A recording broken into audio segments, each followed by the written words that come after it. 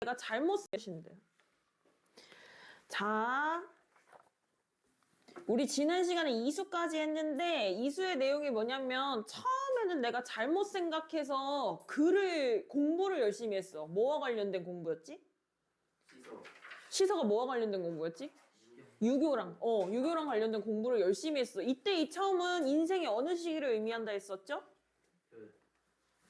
청년기? 그치, 공부 열심히 할 때, 맞아요. 그리고 중간에 장년기에는 망령돼서 정신이 나가서 명리를 바랐다고. 명예와 이익을 바랐다고. 그러니까 돈 많이 벌고 권력 높은 데로 올라가고 이런 걸 바랐다고. 그런데 이제는 인생의 말년에 와보니까 이런 시석, 공부나 명리, 권력이나 이런 것들은 의미가 있다, 없다? 없다라는 거지. 그래가지고 그럼 뭐가 의미가 있다는 거야? 그런 속세의 가치가 아니라 속세에서 벗어난 자연물의 풍경이 제일 좋더라라고 이야기를 하는 게 이수였고, 그 다음 이런들 뉘 옳다 하며 저런들 뉘 왜다 하려 이랬어. 그러니까 이렇게 한다고 해서 사람들이 옳다 하는 사람 있어, 없어? 없어. 저렇게 한다고 해서 왜다, 여러분 고전 시가에서 많이 나오는 거야. 알아두세요. 왜다 뜻 알아? 잘못되다란 뜻이야. 근데 이 왜다 어떻게 외우냐면, 여러분 옳다가 이게 오른손이 왜 오른손이냐면 옳다 해서 오른손 돼가지고 오른손이 된 거거든. 오른손을 이어적기 해서 오른손이 된 거야. 그러면은 왼손은 뭐야?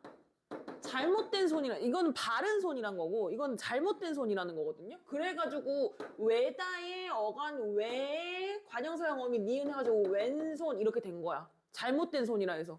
왜냐면 옛날에는 왼손잡이를 장애인이라고 생각했어. 그 정상에서 벗어났으니까.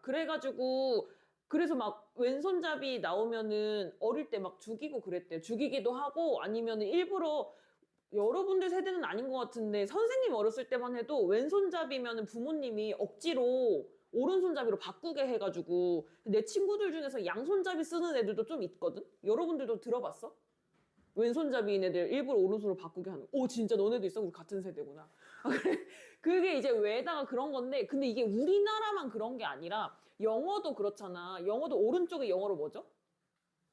라이트잖아. 근데 옳다가 또 라이트잖아. 그러니까 그런 것들이 다 언어의 선입견이 담겨 있는 거지. 어쨌든 그게 중요한 게 아니라 여기서 이제 왜다가 옳지 않다라는 거, 왼손 할 때 그걸 생각하면 돼요.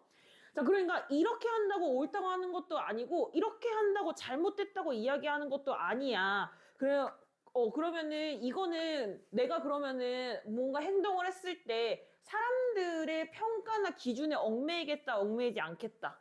얽매이지 않겠다라는 걸 얘기하는 거지. 내가 이렇게 해도 욕먹고 저렇게 해도 욕먹어, 이 얘기야. 그래서 파란 색깔로 밑줄 칠 거예요. 이런들이 옳다 하며 저런들이 왜다 하려. 자, 그러면은 이런 시비에 얽매이지 않겠다라는 태도를 무슨 법을 통해 드러냈다? 대구. 맞아. 대구법이랑 또 물어봤네. 그렇지. 대구법과 서리법을 통해서 무엇을 드러내고 있냐? 세상 사람들의 평가에 얽매이지 않으려는 태도.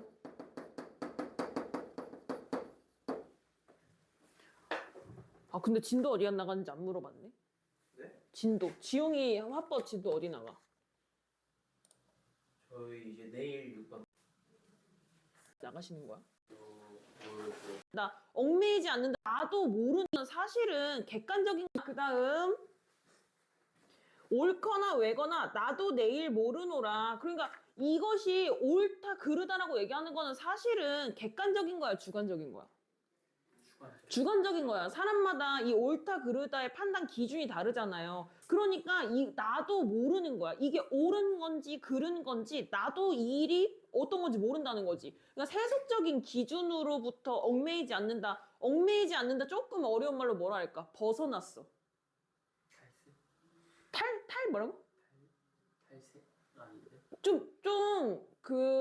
좋은 의미에서 좀 넘사벽 이런 거 얘기할 때 이걸 뛰어넘었다고. 그렇지, 초월했다고 하죠. 그래서 우리 여기다가 파란 색깔로 나도 내일 모르노라. 이거 뭐야? 내 일이 옳은지 그른지에 대한 생각을 알 수가 없어. 세속적 가치를 초월했다.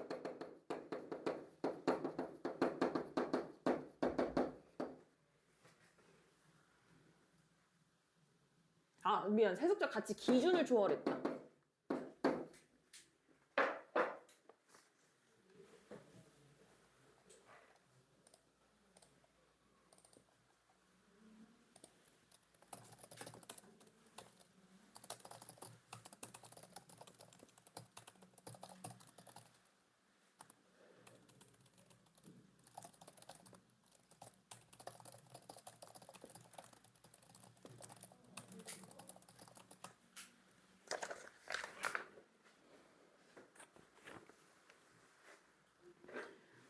세상이 시비를 말아 어부무삼 그르리. 시비라는 말 우리 고전 시가에서 자주 나오는데 시비가 무슨 뜻인지 알아?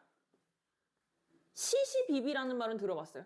그치, 이게 시시비비가 옳고 그름을 따지는 걸 시시비비라고 해. 그거를 줄여서 시비라고 하는 거야. 그러니까 막 시비 걸다 이게 아니라 옳고 그름을 따진다는 거예요. 몰랐으면 적어 놓으세요. 그러니까 세상이 시비를 말아 어부무삼 그르리. 그럼 세상은 시비하지 마. 세상은 옳다 그르다 따지지 마. 어부는 무엇을 그르다고 하겠어? 그러면 어부의 삶은 그르다 안 그르다? 그르지 않아. 그러니까 어부의 삶은 잘못되지 않았어 라고 이야기를 하는 거예요. 자, 그러면은 지금 어부의 삶이 상징하는 건 사실은 진짜 고기 잡는 삶을 이야기하는 게 아니라 어디에서 사는 삶을 얘기하는 거죠? 자연에서 사는 삶을 얘기하는 거야. 그래서 거기다가 빨간 색깔로 어부무삼 그르리. 자연 속에서의 삶에 대한 자부심. 그리고 이렇게 세속적 가치에 벗어났기 때문에 내가 여기서 사는 삶은 잘못됐다고 이야기할 수 없어. 이런 거잖아요. 그러니까 내가 여기에서 사는 삶은 뭔가 논리적으로 잘못되지 않았다라는 정당성도 확보한다라고 볼 수 있겠죠.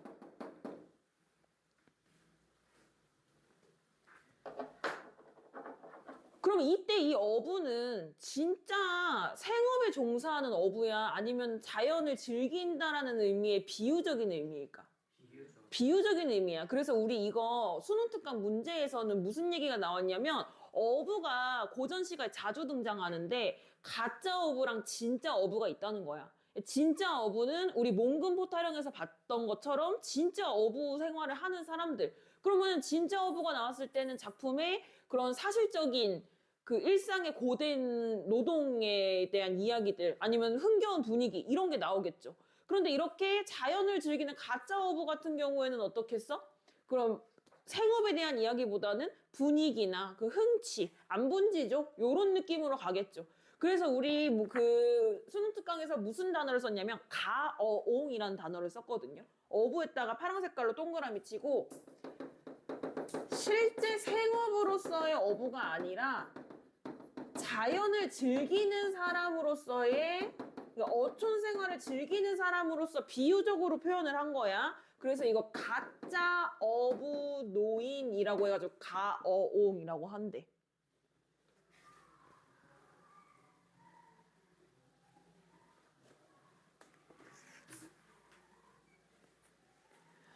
자, 그 다음 사수, 경륜을 내 알더냐, 제세알이 없으려냐. 그 경륜 같은 경우에는 세상을 다스리는 방책이래요.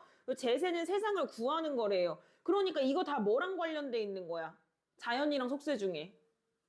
속세랑 관련돼 있는 거야. 그러니까 이거 어휘풀이만 봤을 땐 좋은 소재 같아요. 그쵸? 하지만 자연을 이상향으로 두고 있는 화자의 입장에서는 이런 것들 다 필요 없는 것들이라는 거지. 그래서 나 경륜 나 알아? 나 몰라. 제세알이 없겠어? 나 말고 세상 구할 사람 없겠어? 그러니까 나는 이런 경륜이나 제세에 관여하겠다 안 하겠다? 안 하겠다는 거지. 태평시세는 얼마나 멀었는고 이랬어요. 그렇지만 나 이런 거에 관여하지 않을 거지만 하지만 나라가 어떻게 됐으면 좋겠어요?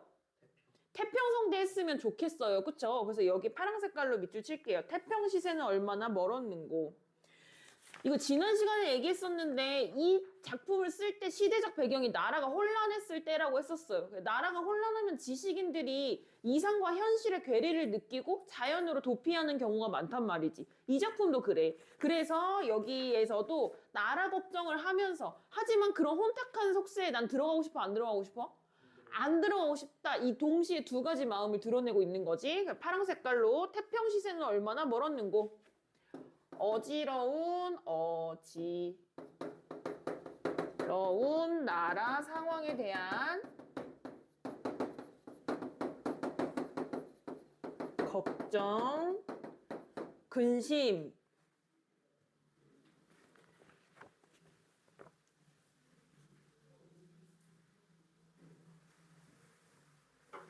필부의 위국 중심을 내어뵐 데 없어라. 필부는 평범한 남자라는 뜻인데 이 사람 사대부잖아요. 사대부가 평범한 남자이기 쉽지 않겠지. 이 조선시대에. 굉장히 높은 계급이니까요. 그쵸? 그런데 자기 보고 필부라고 했어. 이거 어떤 표현이지? 자신을 낮추는 거야. 무슨 표현이지 그거? 아, 저는 별거 아닌 사람이에요. 이런 거. 태도가 어때? 겸손한 표현이야. 이해되시죠? 파란 색깔로 동그라미 칠게요. 필부에 벼슬을 왜 필부라고 하냐? 벼슬을 하지 않고 있기 때문에 필부라고 하는 거거든요. 벼슬을 하고 있지 않은 자신을 낮추어 부르는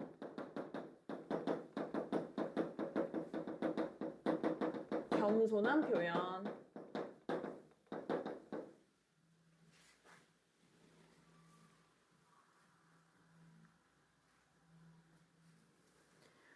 자, 그리고 위국 중심 파란 색깔로 밑줄 쳐볼까? 어디를 위한 어떤 마음일까?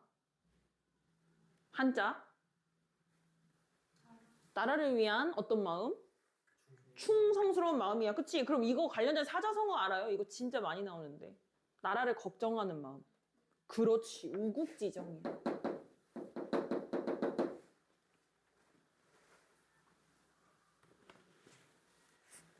을 내어뵐 데 없어라. 그러면은 지금 내 마음속에는 나라를 위한 마음이 가득해. 하지만 나 지금 벼슬하지 않고 있잖아. 그러니까 이런 나의 충성심을 보여줄 기회가 있어요, 없어요?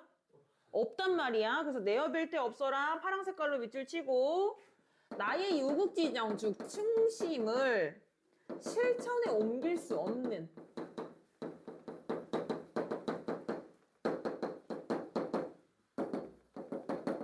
현실적 한계에 대한 안타까움.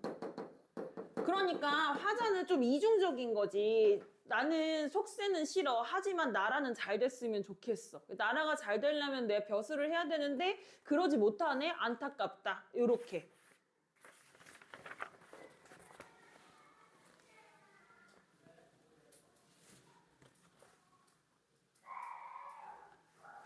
다음 육수. 창사는 높고 유수는 길고 창산할 때 창은 푸르다라는 뜻이에요. 푸른 산은 높고 유수는 흐르는 물이거든요. 흐르는 물은 길고 이랬어요. 그러면은 여기에 창산과 유수는 긍정적 소재일까 부정적 소재일까? 긍정적 소재야. 자연이니까. 맞죠? 그런데 이 자연의 속성을 조금 더 집중해보자. 왜냐면은 높다, 길다 이런 식으로 얘기했으니까 창산에다가 파란 색깔로 동그라미 쳐볼까? 자, 그러면 산이 높아. 높은 산을 보면 어떤 걸 느껴요? 막막함? 아, 그 자연을 지금 긍정적으로 보고 있잖아. 그럼, 그렇지. 경이로워. 그 풍경이 아름다워. 그럼 정서적으로는 어때? 평화? 평화도 있는데 엄청 높아. 그리고 산이잖아? 그러면 내 뒤에 엄청 큰 산이 버티고 있다고 생각해봐. 그렇게 비유적으로 많이 하잖아. 그렇지. 든든한 느낌인 거야. 무슨 얘기인지 아시겠죠? 제가 지금 억가를 했나요? 여러분들의 생각이 다 다른데. 우태야, 너는 어떻게 생각해? 너는 산에 보면 뭘 느껴? 맞아. 정답이네. 자, 그래서 창사는 변함없고 굳건한 자연을 상징하고, 근데 보통 이제 산이 그런 거를 많이 상징을 해요. 그런 자연의 불변성이나 아니면 자연물 중에서 사실 제일 큰 거잖아, 산이. 그러니까 그런 그 든든하고 안정적인 그런 걸 상징을 하고, 다음에 유수 파란 색깔로 동그라미 치시고, 이 물은 어디다가 비유를 하냐면, 그러니까 얘는 불변성이거든? 변하지 않는 거거든? 유수는 뭘까? 유수는 계속 변하잖아. 네. 어떤 부분에서 긍정적일까, 그러면? 흐르는 물은 뭐 하지 않아? 고이지 않는다. 아, 비슷해. 멈추지 않고 흐르죠. 그래서 얘는 영원성이야. 이해되시죠? 얘는 불변성, 얘는 영원성이야. 그래서 유수에다가 끊임없이 이어지는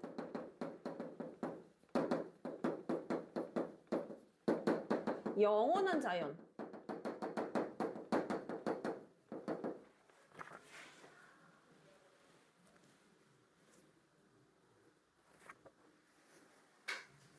산고수장하니 그 안이 좋을 소냐. 산고수장, 산은 높고 물은 길잖아. 그게 위에 거를 그냥 사자성어로, 초장의 내용을 사자성어로 요약한 거지. 그러니까 나 너무 좋아. 그 안이 좋을 소냐 무슨 법이에요?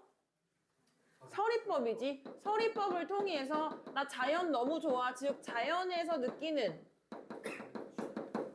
나 좋아. 흥취도 있고 나 지금 이 상황이 굉장히 멋스러워. 그렇지. 우리 안분지족 나오면, 강호안정가 나오면 만족감, 자부심 이런 거는 그냥 따라오는 감정들이야.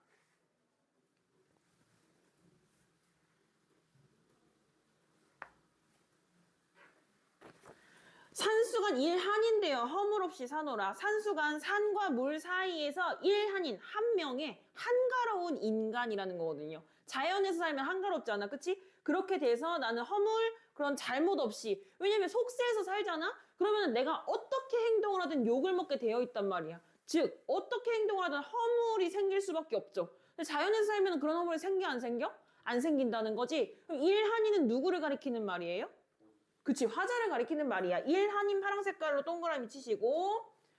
왜 한가롭냐? 어디를 떠났기 때문에 한가롭다. 그렇지. 그래서 세속의 욕심을 버리고 자연을 즐기며 살아가는 화자 자신.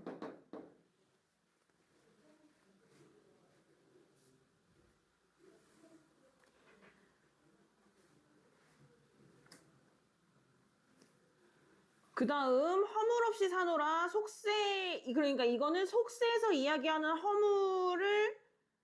허물에서 벗어난다는 거잖아요. 그래서 속세, 거기다 파란 색깔로 또 밑줄 칠게요. 허물 없이 사노라. 속세의 시비나 욕망에 물들지 않은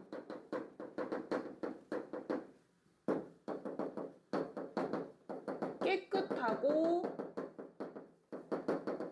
순수한 삶의 자세.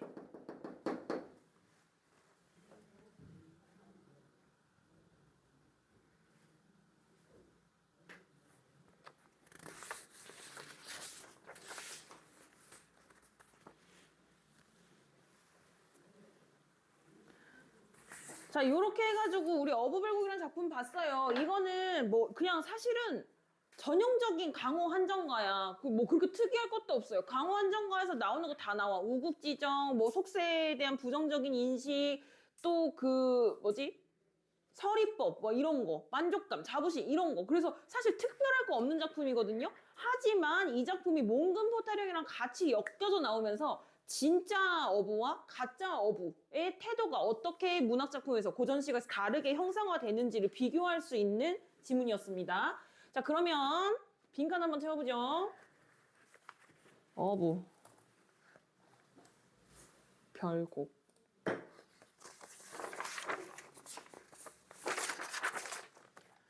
갈래는 여러 개의 수로 이어져 있으니까 연시조죠. 그리고 자연 이야기 하면은 강호 한정이라고 한다고 했어. 강과 호수에서 느끼는 한가로운 정서라는 뜻이죠.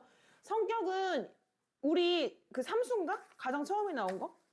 이수. 이수에서 나 처음에는 공부했고 그 다음에는 명리 따랐고 그런데 그거 다 잘못됐어 라고 생각했지. 과거의 자신을 반성적으로 성찰하는 거야. 그래서 성찰적이고 그리고 자연 얘기 나오니까 전원적이죠. 하지만 중간에 나라 걱정하는 얘기도 있었어요. 그래서 우국적인 성격도 가지고 있어. 우태야, 지금 얘는 뭐야? 어떤 삶을 지향하고 있는 것 같아요, 주제?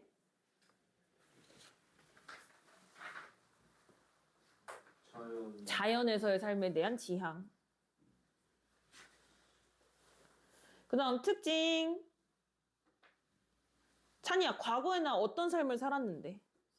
세속적인 삶을 살았는데 현재는 어떻게 살고 있죠? 세속의 반대가 뭐야? 그렇지. 그래서 과거의 세속적 삶과 현재의 자연적 삶을 뭐 하고 있어요? 찬이야? 그치. 대조하여 화자의 가치관이 어떻게 됐다는 거?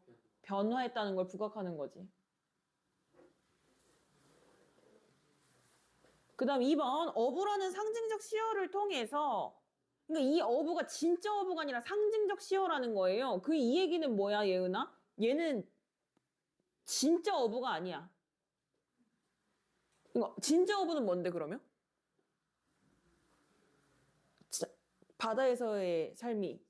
그렇지. 그래서 생계가 아닌 어디에서의 도를 즐기는 사람?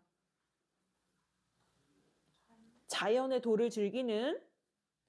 그래서 이런 사람 우리 뭐라 한다 했지? 가어옹의 면모를 효과적으로 형성하고 있다.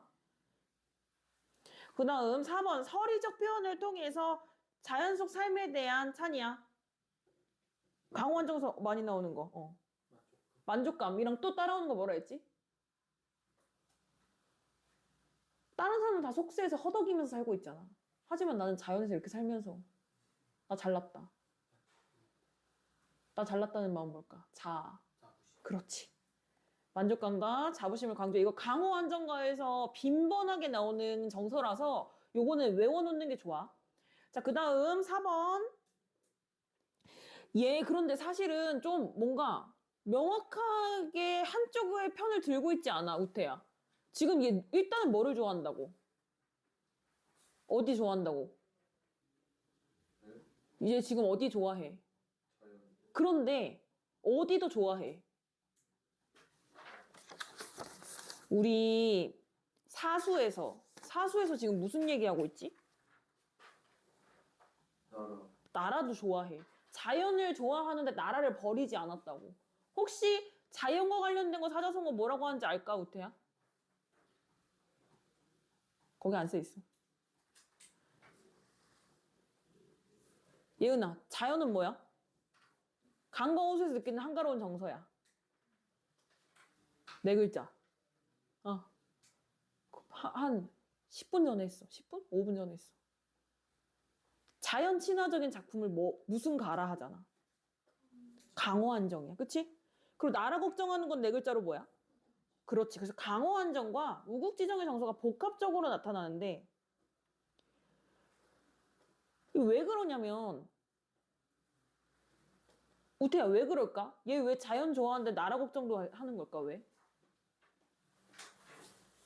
지가 뭔데 나라 걱정을 해?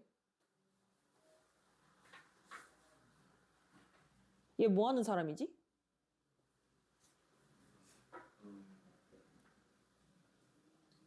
계층이 뭐야? 신분.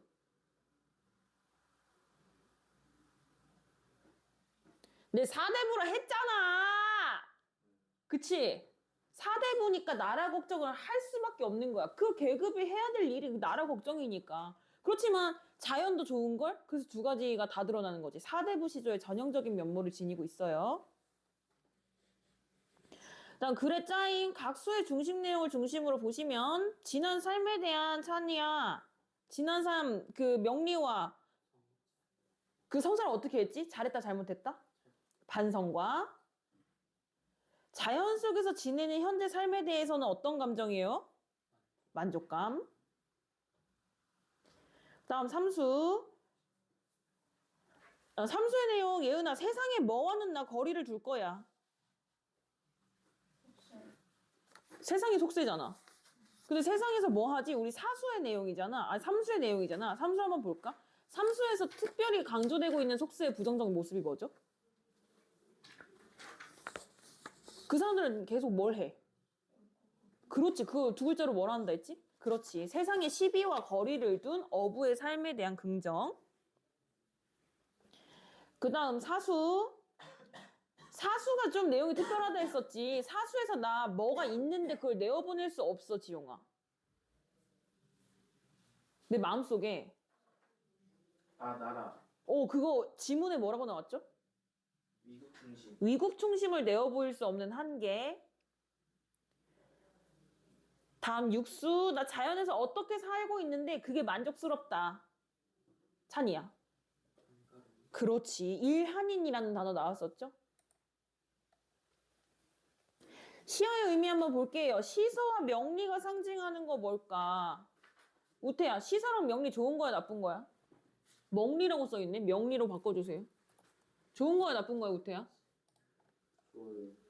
넌 좋겠지. 근데 이 사람이 좋아하냐고 싫어하냐고. 싫어요. 왜 싫어해? 어디에 있는 거라? 어디에 있지 않은 거라? 우태야, 봐라. 이거 자연 좋아라며. 근데 이게 싫다며. 그럼 얘는 자연에 있지 않은 거겠지. 맞아? 그럼 자연에 있지 않으면 어디에 있는 거야? 자연 바깥에 뭐가 있는데? 저요. 자연 바깥엔 도시가 있지. 그지? 그런 거 속세라고 하는 거야. 알겠지? 그래서 세속적 같이 써주세요. 그 다음 표현 방법. 이런들 니 옳다 하며 저런들 니 왜다 하려 지용아 무슨 법일까? 이거 대구법. 또? 서리. 그렇지. 대구법이랑 서리법 써주시고. 자, 대구법이랑 서리법을 통해 드러내고자 하는 의미가 뭐냐? 세상 사람들의 평가에 찬이야 뭐 하지 않겠어? 얽매이지 않겠어.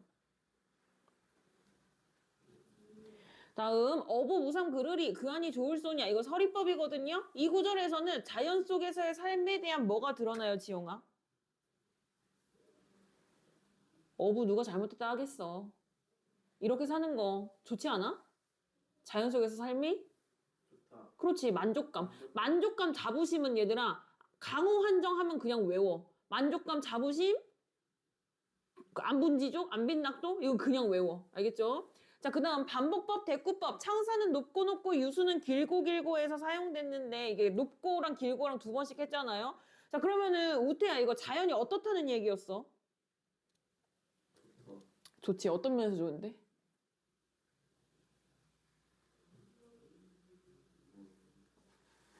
높아서 좋고 길어서 좋고 맞지?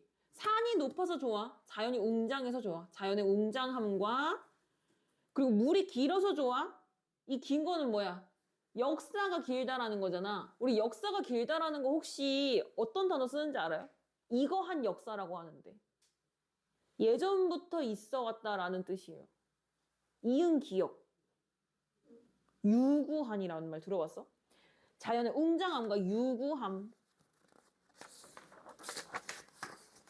그래서 우리 자연을 대하는 화자의 태도를 중심으로 감상한 작품이었습니다. 자, 그 다음 우리 3문으로 넘어갈게요. 왕수제 취득 용려설. 찬이 지난 시간에 안 받았지? 줄게. 한 번이요? 2번일걸? 아, 왕수제 취득. 네네네. 고마워. 요거 변형 문제 뽑아줄 테니까 다음 시간까지 저기 뭐야? 풀어오세요. 이거 이름 뭐였어? 어부별고? 저도 풀어요? 이제 너도 문학하기로 했잖아. 네. 반시. 아주 재밌습니다. 네? 이 소설이요.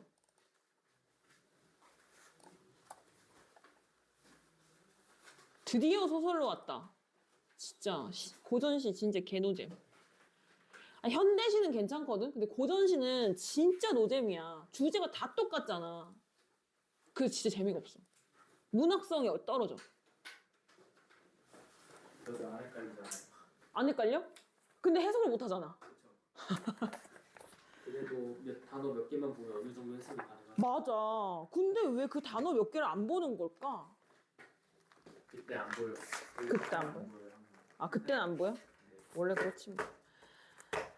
자, 이거 22년? 하여간 좀 옛날에 수능 특강에 한번 나왔었었는데 그때는 겉하지 설화라는 설화랑 같이 나왔었어요. 그게 뭐냐면 겉하지 설화는 설화야. 근데 이 왕수제 치덕용려사는 소설이거든요. 그럼 뭐가 더 먼저 나왔어? 갈래가? 설화가 먼저야, 소설이 먼저야? 설화가 먼저야. 왜냐면 설화는 구전되는 거고 소설은 이제 책으로 정착된 거란 말이죠. 그러니까 겉타지서 근데 겉타지서랑 내용이 똑같아. 그런 그 뭐지? 그냥 뭐 사람 이름, 등장인물 사람 이름만 바뀌고 뭐 이게 가라앉냐 뜨냐 이것만 바뀌고 내용이 똑같아요. 그래서 그거랑 두 개 비교하는 게 나왔는데 이번에는 아예 그냥 이 작품만 메인으로 나왔어요. 그래서 이 작품을 한번 볼 건데 어쨌든 이 작품 나올 때는 겉타지서랑 같이 비교하는 게 안 나올 수가 없다. 내용이 너무 똑같아서. 이 작품 같은 경우에 제목 보시면 딱 제목이 되게 저기하잖아. 이상하게 생겼잖아. 등장인물 이름이 뭘까? 왕수제. 왕수제야. 왕수제가 취득했다고. 취득이 뭐지? 떴다. 얻었다고. 무엇을? 용녀? 용녀를. 용녀가 뭐겠어? 용왕의 딸이야. 아, 그래서 왕수제가 용녀랑 결혼하게 된 이야기라는 뜻입니다. 이거 제목이. 근데 이 왕수제가 누구냐면요. 왕씨잖아. 우리 왕씨 중에 진짜 유명한 사람 혹시 아는 사람 있어? 역사적 인물 중에? 왕건의 아빠야. 근데 왕건의 아빠가 지금 누구랑 결혼했어? 보니까? 용왕의 딸이랑 결혼했어. 그러니까 왕건의 피가 뭐야? 용왕의 피가 흐른다 이 얘기야. 그러니까 이거 뭐겠어? 이 고려 건국의 정당성을 확보하기 위한 그 건국 신화적인 성격을 가지고 있는 소설이라고 볼 수 있는 거지. 그런데 그래서 이건 이제 영웅 소설적인 면모를 가지고 있어요. 용왕의 딸이랑 어떻게 결혼했겠어? 용왕의 뭐 부탁 같은 걸 들어줬으니까 용왕의 딸이랑 결혼할 수 있지 않았을까요? 근데 어떻게 사람한테 취득이라는 말을 쓰냐? 정말 야만의 시대들 마음에 안 들어요. 어쨌든 삼국유사라는 우리나라 최초의 소설집이 있어요. 거기에 있는 겉타지설화랑 굉장히 유사한 구조를 가지고 있어서 왕건이 용녀의 딸이라는 거는 다 구라라는 거지. 옛날에 있었던 내용을 그냥 표절했다라는 거지. 그래서 우리는 이 작품을 볼 때 설화가 어떻게 소설로 변용되는지에 초점을 맞춰서 작품을 감상하시면 되겠습니다. 줄거리는요. 이제 태조 왕건의 아버지 왕수제가 어려서 전염병이 돌았어, 동네에. 그래가지고 부모님을 잃고 양어머니 밑에서 자라게 됐거든요. 20살이 됐어. 그런데 이 사람이 굉장히 신이한 능력을 가지고 있어. 영웅소설의 전형적인 그 서사 구조잖아? 신이한 능력. 옛날에 신이한 능력 중에 많이 나온 게 뭐야? 무술 같은 거 할 때 활솜씨 많이 나오지. 얘도 신이한 활솜씨를 가지고 있었어. 그래가지고 이제 그런 신이한 활솜씨로 나라에서 굉장히 저기한 사람이 된 거지. 권력이 있고 뭐 이런 신망받는 사람이 된 거지. 그러다가 이제 중국으로 가는 외교 사절단이 있었어요. 그래서 나도 중국 구경 좀 해야겠다 해가지고 그 사절단이랑 같이 배를 타고 중국으로 이동하는 길이었어. 그런데 갑자기 배가 안 나가는 거예요. 그래가지고 이제 왕수제가 생각을 하는 거야. 여기가 이제 작품에 나오는 부분이거든. 왕수제가 생각을 하는 거야. 이거 용왕님이 노해가지고 지금 우리 못 가게 하는 것 같아. 이 중에 용왕님의 심기를 불편하게 하는 사람이 있는 것 같아. 그럼 우리 다 같이 옷을 벗어가지고 물에 뛰어보자. 그러면은 옷이 어떻게 되겠어? 가라앉겠지? 그런데 용왕이 재수없어 하는 애는 그 옷을 가라앉게 하지 않을 거야. 띄워놓을 거야. 그렇게 한번 해보자라고 왕수제가 제안을 합니다. 그래가지고 이제 거기는 모든 사람들이 자기 옷을 던져요. 누구 옷만 안 가라앉아.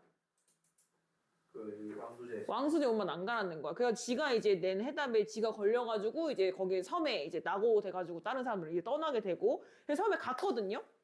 이제 섬에 갔는데 거기 어떤 노인을 만났어. 근데 그 노인이 알고 보니까 서해 용왕의 아들이라는 거야. 그런데 이 그 용왕의 아들이 내가 여기서 3000년을 살았대. 근데 이제 3000년 살아가지고 이제 다시 용왕의 곁으로 가야 하는데 구미호가 자기를 못 가게 방해한다라는 거야. 그래가지고 구미호가 3000살이고 얘는 한 500살 살았나 보다. 뭐 어째 그 작품에 나오는데요.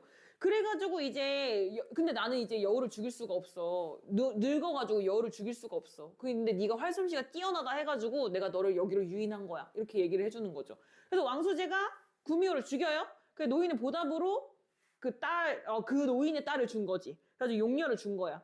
그래서 이제 그 용녀랑 같이 결혼을 해서 육지로 돌아와서 그 고려의 수도가 어딘지 알아? 첫 수도가? 개성인가 그렇지 않냐? 거기가 이제 송악산 아래에 있는데 이제 거기 아래 집을 짓고 부자가 됐다. 그래서 아내는 이제 거기서 거기 부자가 돼 살면서 누구를 낳았어? 왕건을 낳았어. 그런데 사실 용녀는 원래 인간이 아니잖아요. 용이잖아요. 그러니까 어떻게 해야 돼? 네? 다시 인간이 아니잖아. 그러니까 다시 그 천상계로 돌아가야 되지 않겠어? 그래가지고 이 인간 혼탁한 인간 세상에 살면서 건강이 점점 악화가 되는 거야 용녀가. 왕건을 낳은 다음에. 그래가지고 이제 치료를 하기 위해서 자기가 용으로 변신을 해서 그 뭐라 해야 될까 이게 치료 회복을 해야 되는 시간이 필요한데 근데 이제 예쁜 여자가 막 비늘 막 있는 용으로 변신 막 발톱 이렇게 있는 용으로 변신하는 게 좀 징그러울 수 있잖아. 그래가지고 남편한테 이거 보지 말아라. 이거 보면은 그 적이 된다. 나는 저기 할 수 없다.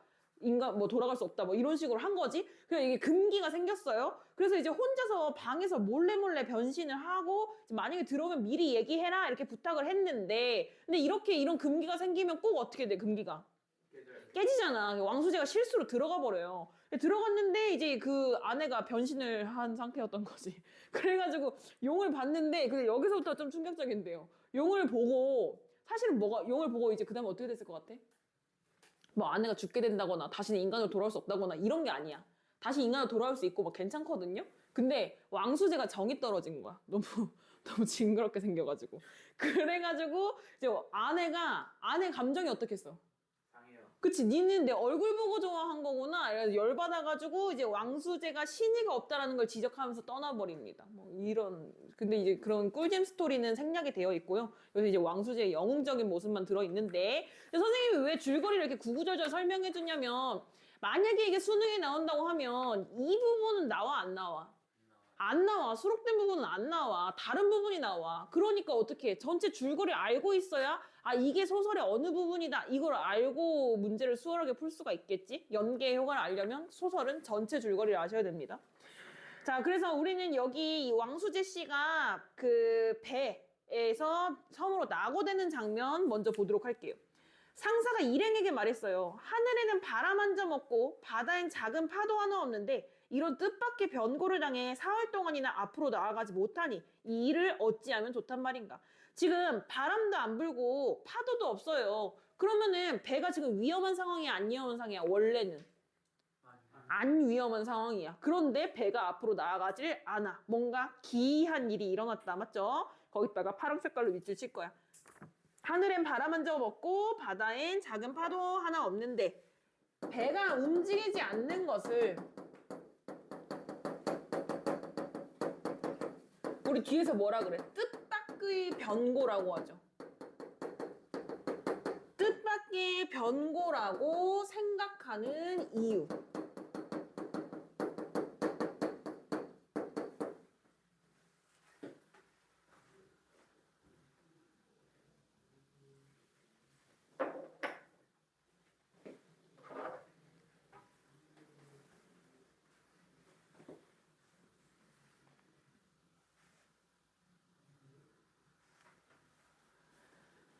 자, 그래가지고 배 안에 있던 한 사람이 말해요. 이는 필히 해신이 우리를 가로막고 장난하는 거예요. 정성을 다해 기도를 올리면 당장 길을 갈 수 있을 거예요. 라고 해서 그런 문제 해결책을 제시를 하죠. 자, 그러면 우리 해신이 우리를 가로막고 장난하는 것 까만 색깔로 밑줄 쳐볼게요.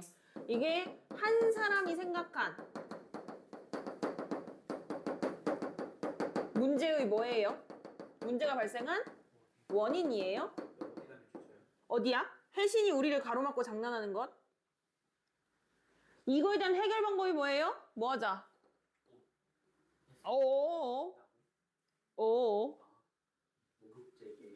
기도하자. 맞지? 자, 그래서 거기 까만 색깔로 정성을 다해 기도를 올리면 밑줄 치시고 한 사람이 제시한 해결 방법이에요.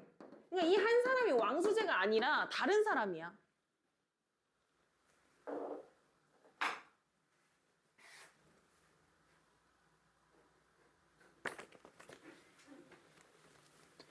상사는 그 말을 옳게 여기서 그래 기도를 하면 되겠다 해가지고 이에 목욕제게 하고 제문을 지어 고한 뒤 제물을 갖추어 제사를 지내 보았지만 별다른 변화가 없었어요. 자, 그러니까 이 기도를 대충 해서 열심히 했어. 열심히 했어. 그런데 실패했어. 맞죠? 거기다 까만 색깔로 밑줄 칠 거예요. 목욕 재개하고 제문을 지어 고한 뒤 재물을 갖추어. 그러니까 배 위에서도 자기가 할 수 있는 최선을 다했단 말이야. 정성을 다하는 행동이죠.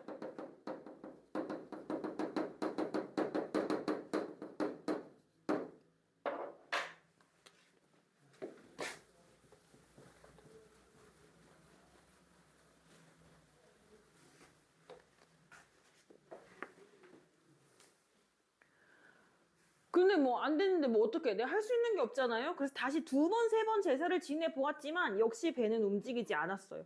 사정이 이러니까 일행 중에 두려움에 떨지 않는 사람이 없었어요. 진짜 이상하잖아. 바람이 하나도 안 부는데 배가 앞으로 안 나가는 게. 그 뭔가 귀신이 장난이다. 우린 다 죽는구나. 막 이래서 두려웠어요. 상사가 물었어요. 정성을 다해 기도했는데 이렇게 효력이 없으니까 이거 어떻게 하지? 이랬어요. 일행 모두가 답이 있어 없어? 없잖아. 그러니까 입을 다물고 한마디도 못했어요. 이때 왕수제가 말했어요.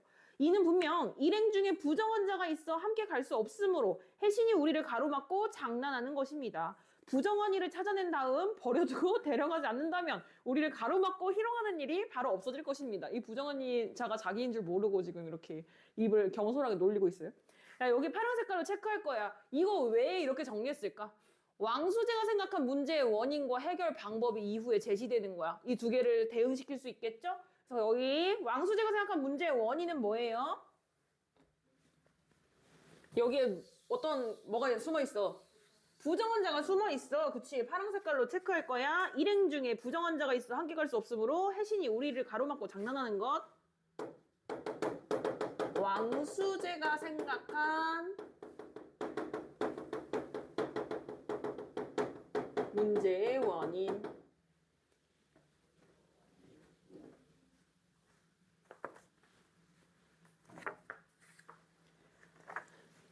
자, 그 해결 방법이 뭐야? 이 부정한 일을 어떻게 하자?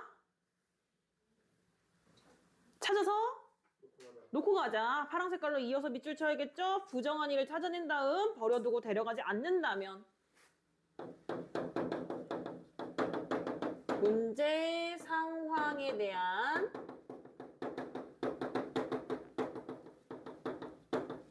해결책을 제시하는 건데요. 그런데 우리 여기에서 얘기한 이 한 사람의 해결 방법은 기도하자였어.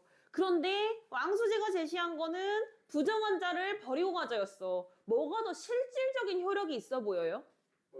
버리고 가는 거, 그치? 우리 이제 현대인의 관점으로 봤을 땐 둘 다 말이 안 되지만 어쨌든 이 당시로 봤을 때는 이게 훨씬 더 그럴듯해 보이잖아, 그치? 그러니까 결국 뭐야? 왕수제가 제시한 해결책이 더 좋다라는 거를 드러내기 위해서 이 해결 방법의 실패를 먼저 얘기했었던 거겠지. 그러니까 이 부분은 뭐야? 왕수제의 비범함이 드러나는 부분이라고 볼 수 있어요. 여러분들이 비범하다고 생각하지 않아도 괜찮아. 상관없어. 작가의 의도가 그랬다.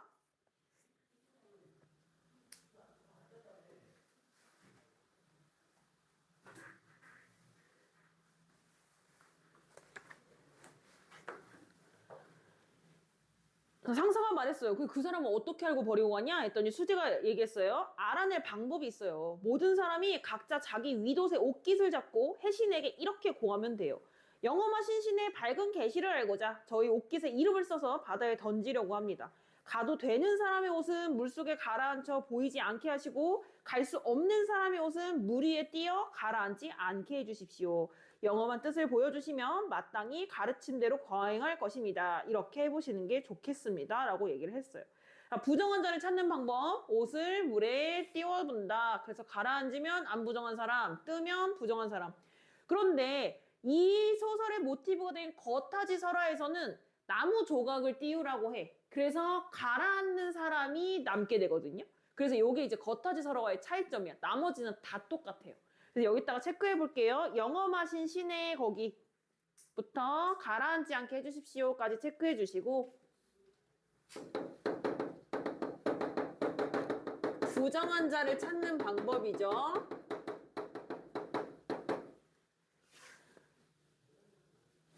그래서 이 겉타지 설화와의 차이점. 물에 물건이 뜨는 사람을 남기는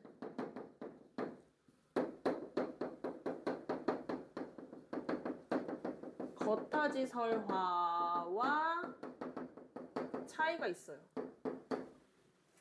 근데 진짜 베껴도 진짜 성의 없다. 요즘 같은 시대에 무조건 걸릴 건데 이 옛날 시대라 가지고 아니 건국 신화급의 소설을 만드는데 이렇게 성의 없게 베껴도 되는 거야?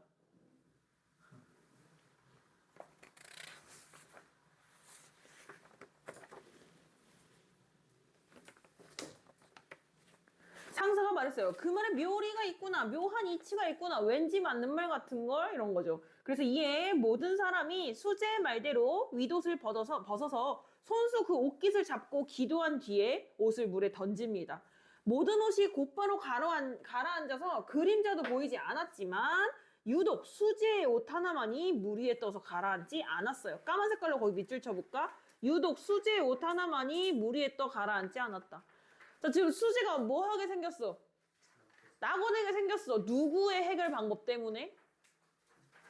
그치. 내가 제시한 해결 방법 때문에 내가 위기에 처하게 생겼어. 우리 이거 사자성어로 뭐라 하는지 아는 사람. 자기가 놓은 덫에 자기가 걸리는 거야. 멍청이. 뭔가 자기가 어쩌고 하는 거 보니까 이 지읒은 뭔 것 같아. 들어봤을 수도 있는데 자승자박 들어봤어? 이거 막 뭐 자승자박의 수다 이런 얘기 하잖아요. 그쵸? 자기가 놓은 덫에 자기가 걸리는 거 자승자박입니다.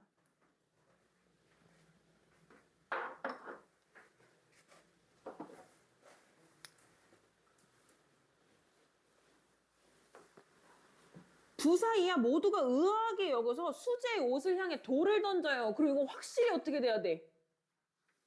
네? 확실히. 확실히 돌을 던졌으니까 확실히 이 옷이 어떻게 돼야 돼? 가라앉아야 돼. 그런데 돌이 수제의 옷 위에 있었는데 옷은 끝내 가라앉지 않았어요. 현실에 있을 수 있어 없어? 파란 색깔로 밑줄 치자. 돌이 수제의 옷 위에 있었건만 옷은 끝내 가라앉지 않았다. 비현실적이지. 고전소설의 특징이에요.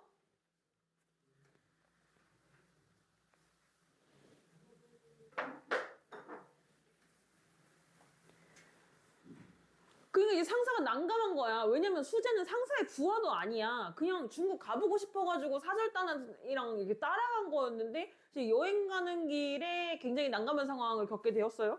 그래서 이제 상사가 얘기하는 거야.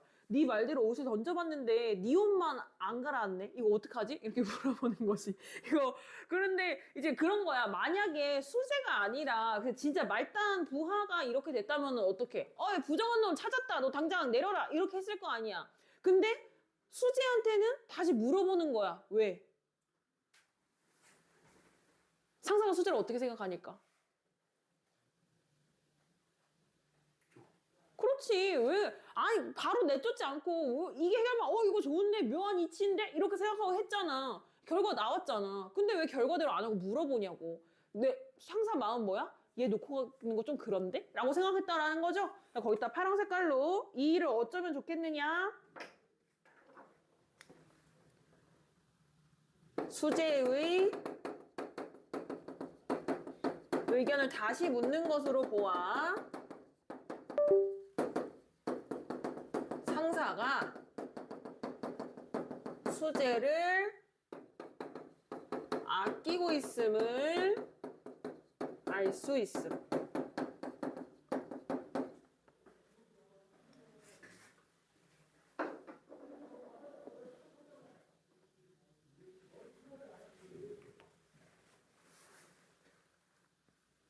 자냐?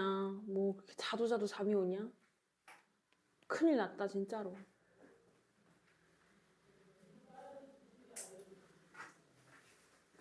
그 수재가 얘기해요. 근데 뭐 지가 얘기했는데 그러면 다른 방법을 써볼까요? 뭐 한 번 더 던져볼까요? 뭐 이렇게 하는 건 너무 짜치잖아. 그치? 사내 대장부답게 뭐라 얘기하냐면 이는 신이 초래한 일입니다. 제 운명이 그렇다는데 더 무슨 말을 하겠어요? 제가 이번 사행에 따라오기를 자청했던 건 중국 수도의 장려한 모습을 보고 대정부의 우울한 심사를 풀고 싶었어요. 하지만 지금 해신이 이렇게 길을 막고 장난을 하니까 어찌 감히 떠날 수 있겠어요? 이렇게 이야기를 하요. 일단은 그러면 얘가 중국에 가려고 한 이유가 여기 나오는 거지. 나 중국 수도 구경하러 가는 거였는데 마음이 좀 울적해가지고 좀 리프레시하러 가는 거였는데 뭐 어쩔 수 없지. 이렇게 됐어요. 까만 색깔로 밑줄 칠게요. 중국 수도의 장려한 모습을 보고 대장부의 우르란 심사를 풀고 싶어서 왕수제가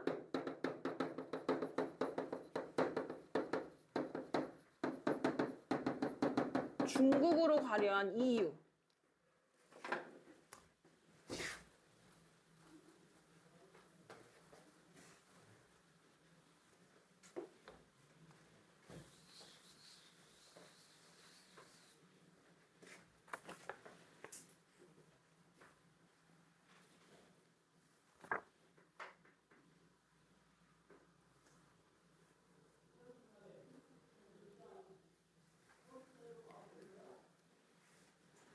하지만 지금 혜신이 이처럼 길을 막 장난이 제가 어찌감히 떠날 수 있겠어요? 이 다음에 말이 진짜 좀 찐따 같은데요.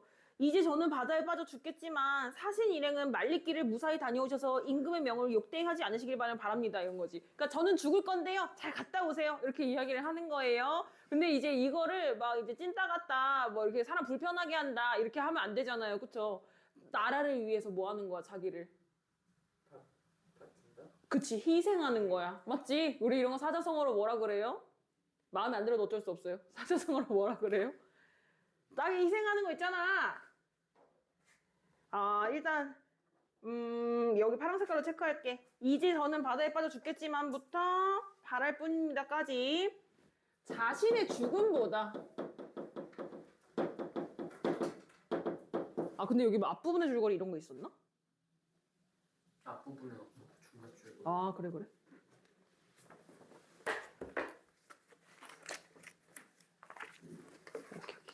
자신의 죽음보다 뭐를 더 중시하는 거예요? 그치, 대의를 중시함. 대의는 큰 뜻이라는 거잖아. 이거 사자성어. 몸을 죽여서 그런 인성 같은 걸 이룬다. 그렇지, 살신성인.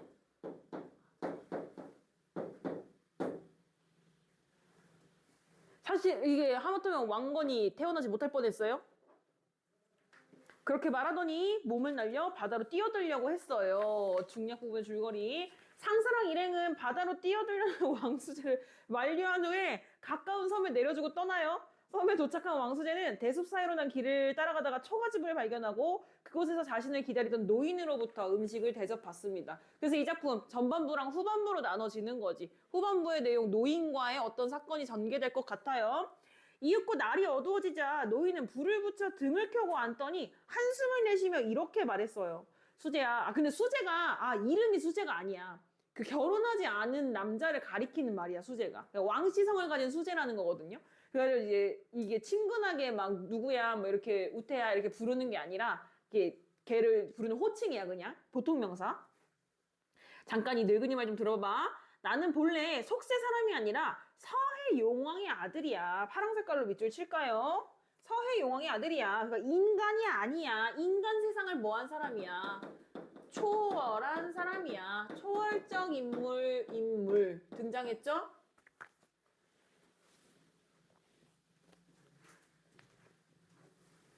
이 섬의 산지도 벌써 1000년이 넘었다. 구미호는 3000살? 얘는 1000년 동안 이 섬에 살았고. 구름을 타고 하늘에 오를 날이 이제 겨우 몇 년 남았는데 불행히도 이 섬에 사는 3000년 묵은 구미호가 내 집을 빼앗으려 하고 있어요. 파란 색깔로 밑줄 칠까요? 이 섬에 사는 3000년 묵은 구미호가 내 집을 빼앗으려 하고 있어요. 노인이 처한 문제 상황이죠.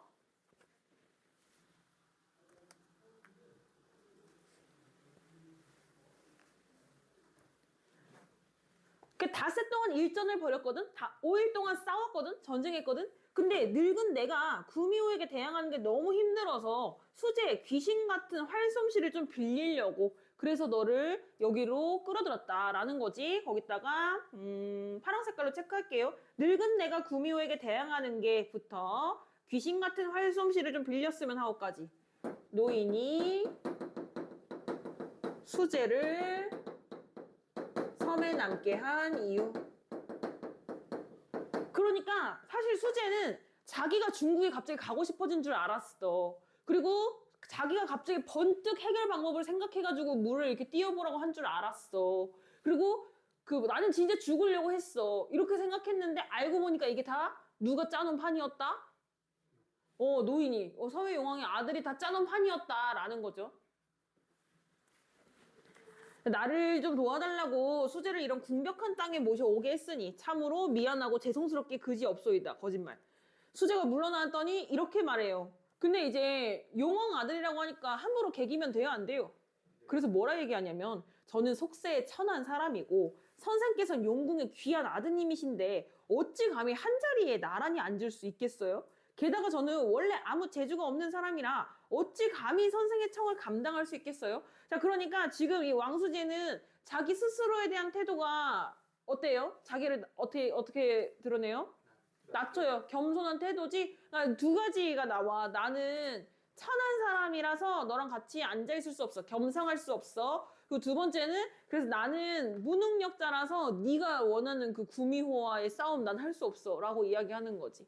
그래서 우리 거기다 까만 색깔로 밑줄 칠 거야. 저는 속세에 천한 사람 왕수재의 겸손한 태도 1.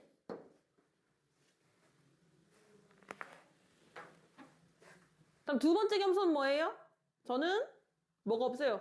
그치, 재주가 없어요. 저는 원래 아무 재주가 없는 사람. 태도 2.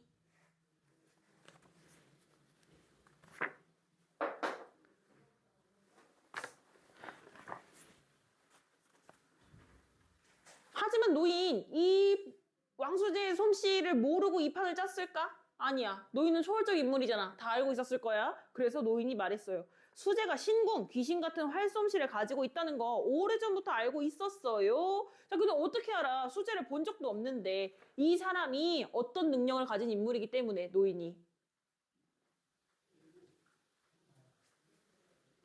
초월적 능력을 가지고 있기 때문에 맞지? 자, 파란 색깔로 밑줄 칠게요. 수재가 신궁이라는 거 오래전부터 알고 있건을 이미 왕수재의 능력을 알고 있는 노인, 초월적 인물인 거 여기서도 확인할 수 있죠.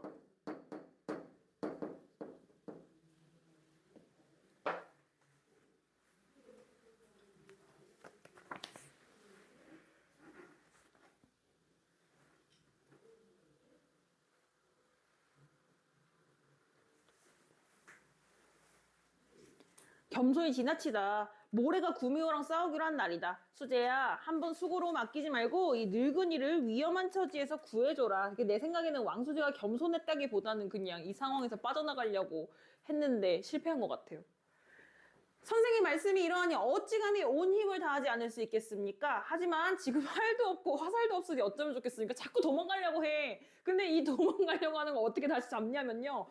내가 튼튼한 활과 독화살을 준비해 놓은 지 이미 오래야. 그러니까 그 일은 염려하지 마 라고 얘기해요. 도망갈 수가 없어요. 그쵸? 그러니까 활과 화살 미리 준비해 놨어. 왜? 누가 올 줄 이미 알고 있었으니까?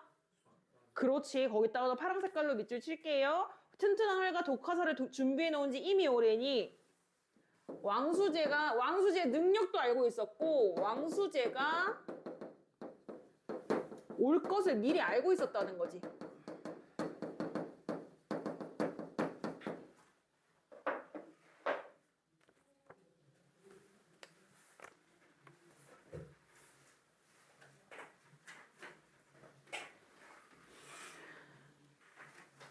염려 마세요. 밤이 깊어 피곤해지자 각자 잠자리에 들었어요. 수재는 잠에 골아 떨어져서 날이 새는지도 몰랐어요. 뭐 피곤했나 보죠.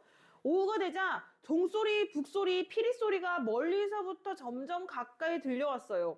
낮까지 잤나 봐. 근데 갑자기 악기 소리들이 막 나오는 거야. 누가 온 거 같아?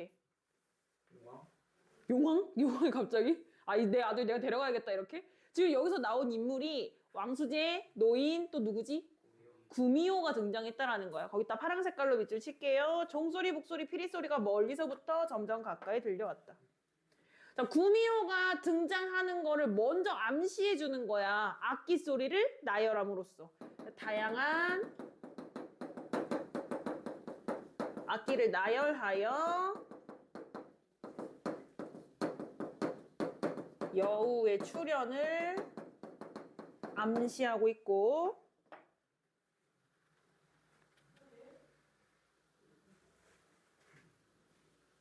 여우를 이렇게 크게 아, 여우의 계급이 높아 보여? 근데 이때 읽으면 알겠지만 얘도 부하가 많아요. 부하 여우들이 많아요. 여우 세계 대빵이야. 소리가 청아한 것이 인간 세계 음악과는 달랐어요. 그러니까 여우도 뭔가 초월적인 힘을 가지고 있을 거라는 게 느낌이 오죠. 수재가 노인한테 물어봤어요. 하늘에서 울려 퍼지는 저 음악 소리는 뭐죠? 노인은 입안을 찌푸리며 대답했어요. 요사스러운 구미호의 짓이다. 일개 요물일 뿐인 여우가 어떻게 이런 신선의 음악 소리를 낼 수 있습니까? 그러니까 지금 왕수재는 노인의 말을 믿는 거야, 안 믿는 거야? 안 믿는 거야, 그치? 거기다가 파란 색깔로 밑줄 칠게요. 이게 약간 사망 플래그거든? 이게 중요한 부분이에요. 파란 색깔로. 노인의 말에 대한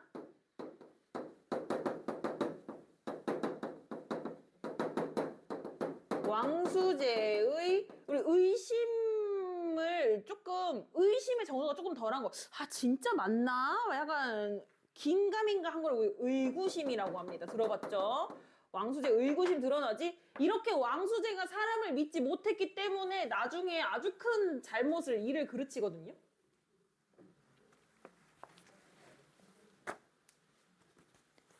저 구미호는 변화무쌍한 놈이다. 귀신이 됐다가 인간이 됐다가 바람을 불렀다가 비를 내리게 했다가 앞에 있는 것 같았는데 뒤에 가 있고 실로 천하의 요물, 요망스러운 것이다.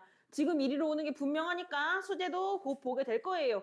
조금 있었어요. 그랬더니 물러거라 하는 소리가 점점 가까이 들려왔어요. 구미호가 가까이 왔다는 거지. 수재가 몸을 숨기고 보니까 난 누가 있을 줄 알았는데 에? 수재는 누가 있을 거라고 예상했겠어.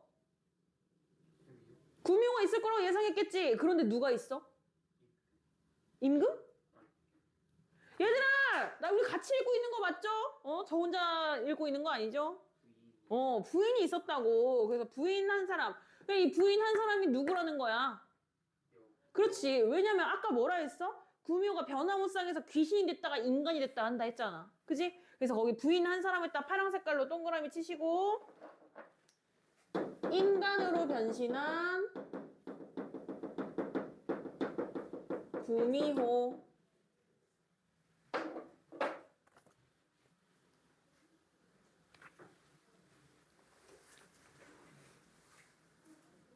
휘장을 활짝 열어젖히고 있어서 그 얼굴을 볼 수 있었는데 꽃처럼 아름다운 얼굴과 달처럼 고운 자태에서 온갖 교태가 피어나 보는 사람의 눈을 황홀하게 하고 마음을 격동시켰어요.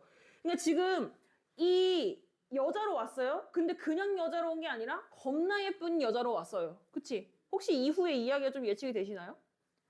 왕수재 아까 용녀랑 어떻게 헤어졌었더라? 용녀가 뭐 하는 거 보고? 용으로 변하는 거 보고, 그치? 그 왕수재 엄청 그런 미색을 탐하는 인물이잖아요. 구미호가 겁나 예쁘다 했지. 구미호 예뻐가지고 화를 나중에 쏘지를 못해요. 그래가지고 이 작전은 실패로 돌아가거든요. 뭐 어쨌든 그래서 여기 여기 이 부분은 중요해. 빨간 색깔로 체크할게요. 꽃처럼 아름다운 얼굴과부터 마음을 격동시켰다까지 체크해 주시고 인간의 아름다움을 가진 여우의 모습. 이게 나중에 왕수재가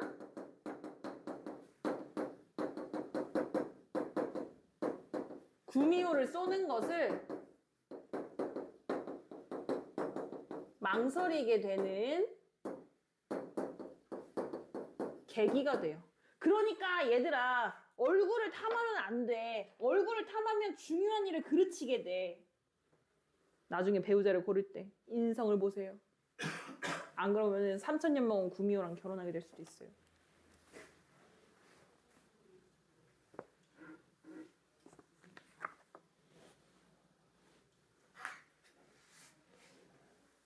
자, 근데 예쁘기만 한 게 아니라 또 어떤지 볼게요. 위험 있는 의장이며 온갖 물건과 의식이 임금이 출입할 때와 똑같았어요. 그러니까 아까 부하가 엄청 많았다 했잖아. 그러니까 여우계의 임금님인 거야. 얘는 예쁘지, 그리고 능력도 많지, 그리고 심지어 권력까지 높아. 까만 색깔로 밑줄 칠게요. 위험 있는 의장이며 온갖 물건과 의식이 임금이 출입할 때와 똑같았다. 위험을 갖춘 구미호의 모습.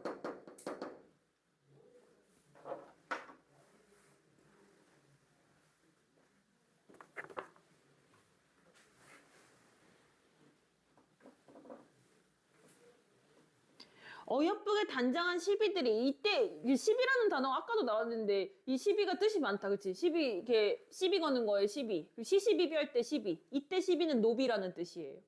그래서 예쁘게 단장한 이 노비들, 시녀들이 앞뒤를 에워쌌고 기치와 창검이, 기치는 깃발, 그 창검은 창과 검이죠. 좌우로 빽빽하게 늘어서 있어요. 진짜 여우 왕국이에요, 그죠? 피리 불고 북치는 이들 모두가 곱게 분을 바른 미녀들이었어요. 자, 그럼 여우가 사람들을 시비로 지금 부리고 있는 걸까?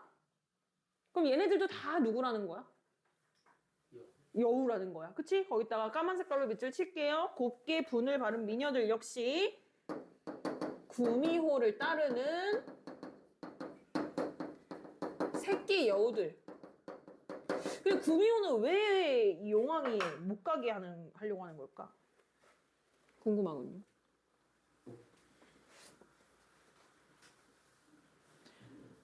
수제가 노인에게 말했어요. 저게 모두 요망한 여우들입니까? 그렇소. 그렇다면 빨리 활과 화살을 갖다 주세요. 가만 위에 부인을 쏴 죽여야겠으니. 그랬더니 노인이 안 돼요, 안 돼. 지금 활을 쐈다가는 한 번에 100발의 화살을 쏜다 한들 한 손으로 막아낼 테니 소용없는 일이요. 아, 구미호는 화살을 한 손으로 막아낼 수 있는 무슨 능력이 있다.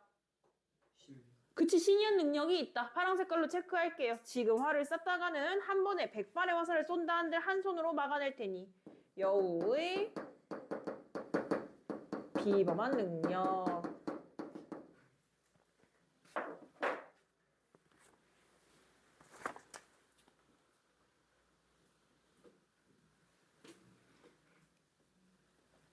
근데 그럼 이상하잖아. 나보고 활 쏴서 여우를 죽이라고 오라 했는데 지금 활 쏘면은 다 손으로 잡는 데잖아. 그러니까 어떡해. 내일 싸움에서 저와 같은 사람 10명이 있다 한들 화살을 모조리 다 잡아낼 텐데 막아낼 텐데 어떨 작정이세요? 이랬더니 내일 나하고 한창 싸울 때에는 저 요물도 다른 생각을 할 겨를이 없대. 그러니까 얘도 1000년이나 살긴 했지만 우리가 다음 장이야. 1000년이나 살긴 했지만 이 사람도 용왕 아들이잖아요. 그러니까 그런 비범한 신이한 능력이 있겠죠. 그러니까 이제 내가 구미호랑 싸우는 틈에, 그래서 구미호가 나한테 정신이 팔린 틈에 화살을 쏴라 이거야. 그러니까 이제 한 명이 더 필요했던 거지. 혼자서 못 올라갔었던 거죠. 그래서 이제 내일 나하고 한창 싸울 때는 저 요물도 다른 생각을 할 겨를이 없을 테니 화살이나 돌이 날아드는 걸 알아채지 못할 거다. 그러니까 그 틈을 타서 명치를 쏜다면 성공할 수 있어요. 근데 여러분 생각해봐라. 그냥 가만히 있는 관역을 맞추는 것도 힘든데 싸우고 있는 사람의 명치를 정확하게 맞추는 게 쉽겠어, 어렵겠어? 그러니까 이 노인은 반드시 왕수제같이 신이한 활솜씨를 가진 사람과 팀플을 했었어야 되는 건 거야. 왕수제가 왜 여기까지 오게 됐는지 나름대로 개연성이 있는 전개다, 맞죠? 그래서 여기 파란 색깔로 체크할게요. 내일 나하고 한창 싸울 때에는 부터 명치를 쏜다면 성공할 수 있소이다까지. 왕수제의 활솜씨가 필요한 이유.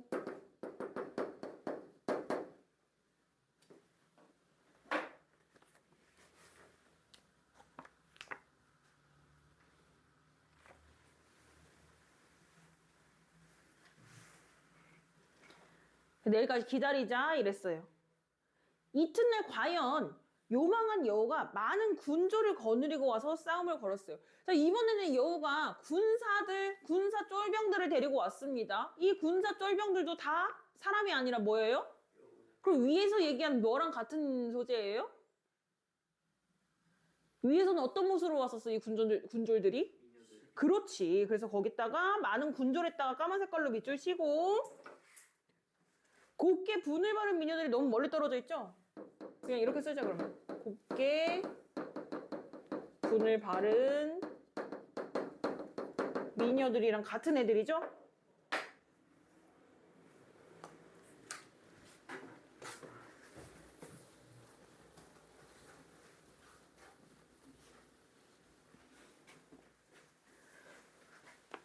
노인은 수지에게 거듭 부탁을 하고는 싸움을 하러 바다로 나섰는데 바다 위를 마치 평지 밟듯이 다녔어요. 그러니까 노인도 그 여우급으로 왕수제급으로 신이한 능력을 가진 사람이야. 그쵸? 파란 색깔로 밑줄 칠게요. 바다 위를 마치 평지 밟듯이 다녔어요.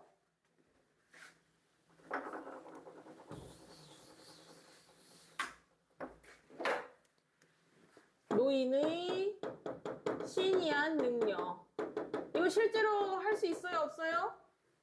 못해요. 비현실적 요소지 이것도.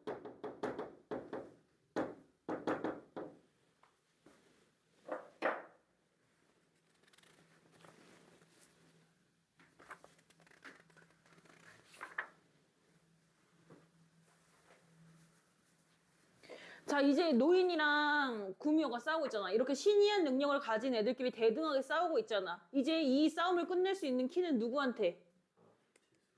재수 아니고 수재야.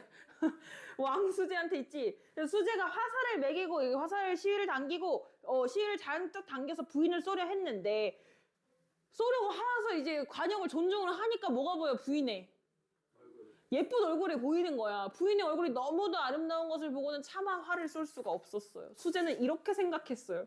저건 사람이야. 여우가 둔갑을 한다고 어떻게 저렇게 될 수가 있겠어? 사람이 사람을 죽이면 되겠어? 이렇게 생각한다는 거지. 야, 못생겼으면 죽였을 것 같아? 안 죽였을 것 같아?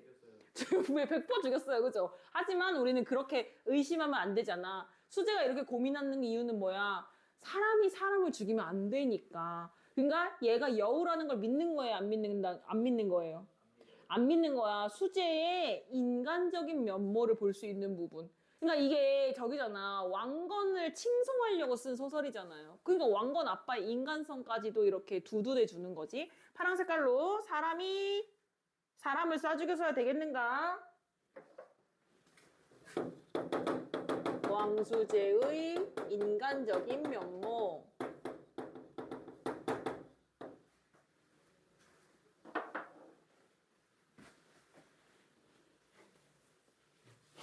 결국 화를 쏘지 못한 채 시위를 당기고 있던 손을 풀어요. 곧이어 노인과 부인은 한바탕 큰 싸움을 끝낸 뒤에 그러니까 뭐 누가 이겼겠어. 둘 다 능력이 뛰어나니까 무승부 됐겠지. 각자 자기 진영으로 돌아가요. 그 이후에 이제 노인이 겁나 뭐라고 하거든요. 그래가지고 그래서 왕수재가 그 뭐지 이제 반성하고 그리고 이제 나중에 제대로 해가지고 저기를 죽이고 여우를 죽이고 용녀를 취득해가지고 왕건을 낳고 그러고 저기 하다가 용으로 변하는 거 보고 정 떨어져가지고 이제 싫어하니까 이제 용녀가 넌 신이 없구나 하고 떠나는 새드 엔딩입니다. 자, 그래서 이 작품에서 중요하게 봐야 되는 포인트는 이 왕건의 탄생, 설화적인 모습을 가지고 있고 그래서 이거 사실 소설이라고 얘기 안 하면 소설스럽지가 않아. 굉장히 설화스러워요. 그쵸? 그래서 이 설화적인 모티프를 차용했다라는 점을 중심으로 보면 되겠습니다. 아유, 힘들어 죽겠어. 피곤해. 피곤하지. 이겼는데 어떡해. 왕수재.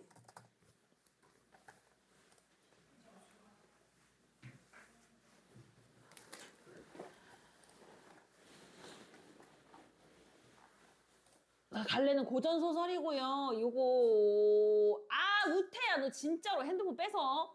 요거 시간 보지 마. 시간 왜 봐? 시간 내가 보고 있는데 니는 시간을 볼 이유가 없어요. 한문 소설이에요. 이거 조금 초기 조선 아니라 고려 시대잖아. 그러니까 한문 소설이고 그리고 전기 소설 할 때 이 전기는 뭐야? 신이한 능력을 가지고 있는 도술 부리는 거 나오면 전기적이라고 하죠. 전기 소설이고요. 성격 현실에 있을 수 없는 일, 비현실적, 전기적. 그 왕수재가 어쨌든 저기를 왕건을 낳는 과정에서도 뭐 굉장히 영웅적인 활약을 많이 펼치잖아요. 영웅적입니다. 주제는요, 왕수재의 지용아 어떤 능력? 그치, 초월적 능력인데 이 초월적 능력을 활용해서 영웅이 됐으니까 영웅적 능력과 활약상이라고 할까요? 그런데 우태야 이 소설 왜 썼을까? 맞아. 왜 이렇게 현명한 답만 하는 거야? 내가 잘못된 질문해서 미안한데 이 목적이 뭘까? 누구 때문에 쓴 거야 이거? 사람들. 맞아. 너 내 얘기 전혀 듣지 않았구나. 이거 왕건 아빠 얘기라니까. 너 왕건 알아? 왕건 몰라? 왕건이 고려라는 나라를 만든 사람이야. 너 고려 알아? 조선 전에가 고려야. 조선은 알지? 그래서 그러면은 왕건이 나라를 만들었잖아. 근데 여러분 역사 아시죠? 왕건이 궁예왕을 무너뜨리고 만든 나라가 고려야. 이렇게 저기 하면은 우리 저기잖아. 고려가요도 마찬가지잖아. 아니 근데 이건 나 하죠. 어쨌든 이렇게 쿠데타를 통해서 만들었으면 민심이 어쨌든 그 전에 쪽으로 좀 쏠려있을 거 아니야. 그래서 새로운 사람에 대한 의심이 있을 거 아니야. 그러니까 어떻게 해야 돼? 내가 나라를 세워야 하는 정당성을 확보해야 돼. 그래서 건국 신화가 나라마다 있는 거예요. 그렇죠? 그래서 여기서도 고려 건국의 정당성을 드러내기 위한 목적으로 창작했다고. 우태 알겠지? 왕건은 고려의 왕이야. 자, 그 다음 두 번째. 용왕, 구미호, 변신 모티프, 초자연적 의식 이런 것들 전부 다 현실에 없다고. 이거 지용아 무슨 요소? 근데 비현실적 요소 혹시 다른 말로 뭐라 하는지 알아? 방금 너 했었는데. 초월, 이거 전기적 요소라 그래. 전기가 기하다라는 뜻이거든요. 그런 것들을 신화적 소재로 활용해서 이게 왜 설화 같다고 했냐면 그 막 신들 나오고 하잖아. 신들의 얘기 신화잖아. 그래서 설화 같다고 하는 거예요. 자연 배경 묘사로 상황의 변화를 드러내는 거는 이 부분에서는 안 나오는데 구미호랑 그 노인이랑 싸울 때 막 날씨가 막 갑자기 막 까매지고 막 비 오고 막 이런단 말이지. 그래서 그렇게 상황의 변화를 드러내고 있고, 다음에 실존 인물을 등장시켜서 실존 인물 누구? 왕수제가 실존 인물. 실존 인물 등장시키면 작품에 뭐를 부여할까요, 찬이야? 사실성을 부여합니다. 글의 짜임 보시면 발단, 어린 시절 부모를 잃었으나 이웃의 도움으로 영웅적인 자질을 갖추며 성장한 왕수제가 사절단의 일원이 돼서 중국으로 향하는 중에 전개 바다 한가운데에서 우태야 누가 장난을 쳐가지고 배가 멈췄어.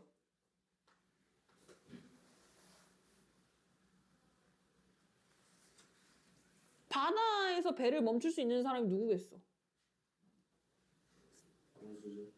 왕수제는 인간이라서 못하고요. 해신의 장난으로 배가 멈춰서 제사를 지낸 후에 왕수제의 옷만 지용아 뭐 되지 않았지? 잠기지 않았어요. 그렇지. 가라앉지 않아. 그가 홀로 섬에 남겨졌고요. 다음 위기. 섬에서 서해 용왕의 아들인 예은아 누구를 만나서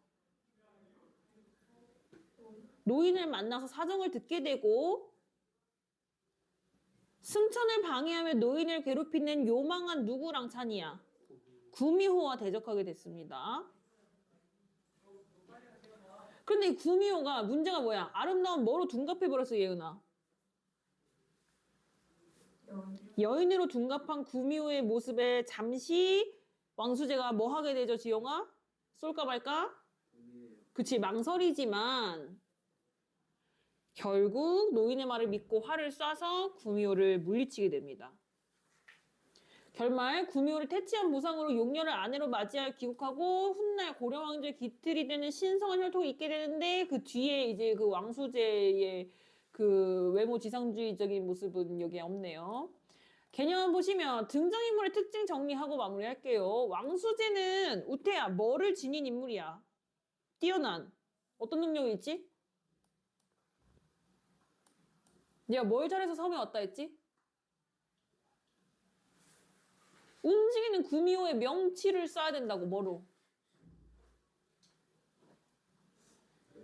너 이 재밌는 소설을 왜 같이 읽지 않는 거야? 지금 왕수제가 왜 여기에 왔냐고. 왕수제 능력이 뛰어나서 섬에 떨어지게 된 거잖아. 맞아? 왕수제 무슨 능력이 뛰어난데? 뭘 잘해? 움직이는 구미호의 명치를 쏠 수 있어. 뭘로? 이때 총으로 쏘진 않았을 거 아니야. 우태 이거 진짜 재밌는 소설인데 우리 같이 읽지 않을래? 알았지? 알았냐고 우태야. 활을 잘 쏜다고. 알았어? 활솜씨를 지닌 인물. 그 다음 위기의 순간에 대범하게 자신을 예은아 뭐 하려고 했었지 처음에? 위기의 순간에 겸손해? 이거 그거잖아. 배가 멈췄을 때 배가 다시 어떻게 갈 수 있었어? 왕수제가? 그렇지. 배에서 내려서 자신을 희생하려 하지만 굉장히 이제 위기 대처 능력이 뛰어난 사람인 줄 알았어요. 그런데 결정적인 순간에 적의 아름다움에 현혹돼서 지용아 뭐 해버려? 쏠까 말까? 망설이는 거 두 글자로 뭐라 그래? 고민? 문학 용어로 뭐라 그래? 비슷한데? 내적 갈등하는 인간적인 면모도 보인다고. 다음 노인이요. 서해 용왕의 아들이죠. 구미호에게 집을 빼앗길 위기에 처해서 왕수제의 도움을 요청하는 사람이에요. 도움을 요청하는 사람이니까 의뢰인이겠지? 의뢰인이자 하지만 왕수제가 용녀를 만날 수 있게 도와주는 조력자이기도 하지. 자, 그리고 얘 왕수제를 섬으로 데리고 오기 위해서 배를 멈추는 능력을 가지고 있어요. 우태야, 이런 능력을 무슨 능력이라고 했지? 인간의 능력을 뛰어넘었잖아. 뛰어넘는 걸 뭐라 한다 했어?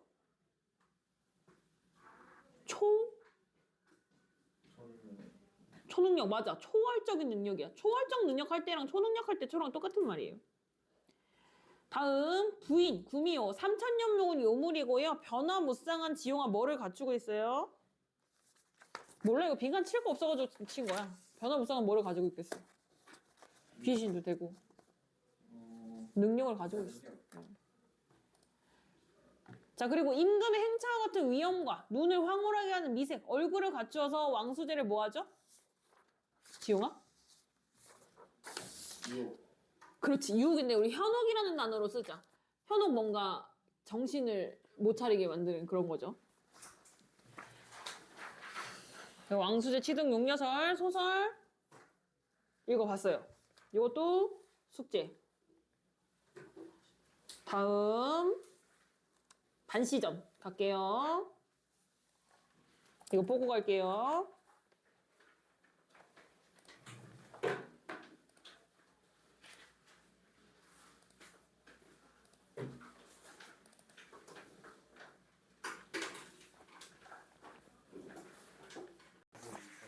주인공이 이상해. 주인공이 이상해야 재밌잖아. 정확하게 막 남편이 여자를 때리고 이런 게 나오는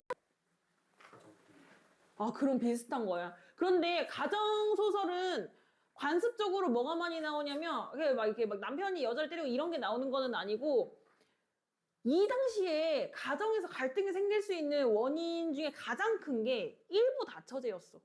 부인이 여러 명이야. 그러니까 부인끼리 뭐 할 수밖에 없어. 그치, 시기 질투하고 싸울 수밖에 없어. 그 과정에서 아주 많은 사람이 죽게 됩니다. 우리 막 사극 같은 데 보면 왕실에서도 그러잖아. 막 장희빈 막 이런 사람들이 그러잖아. 이 작품 역시 가정소설 하면은 그 처첩 갈등이 무조건 나올 수밖에 없어. 이 작품도 그런 작품인데요. 제목 우리 뭐뭐 전 하면은 인물이 나오는 게 뭐뭐 전이잖아. 그지? 춘향전, 심청전 이런 거잖아요. 이 작품의 주인공 누구다? 반씨라는 사람인데, 요것도 줄거리 알려줄게. 이 가정에 3형제가 있었어요. 위씨 형제였어.